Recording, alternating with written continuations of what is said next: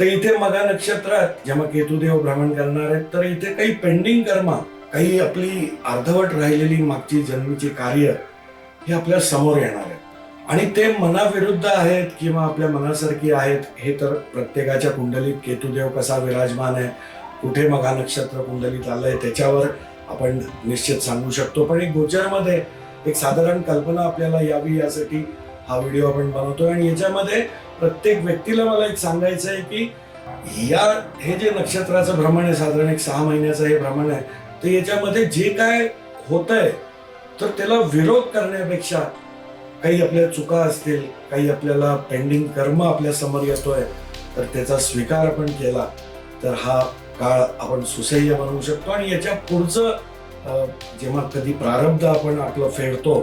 त्याच्यानंतर आपला एक मोठा मार्ग मोकळा होत असतो. तर या गोष्टीचा प्रत्येकाने हे 6 महिने येणार आहेत तर तिथे या गोष्टीचं त्यांनी लक्षात ठेवणं गरजेचं आहे आणि त्याप्रमाणे जेवढं जमेल तेवढं पॉझिटिव्हली आपल्या बरोबर घडणाऱ्या गोष्टी त्यांनी घ्यायच्या आहेत.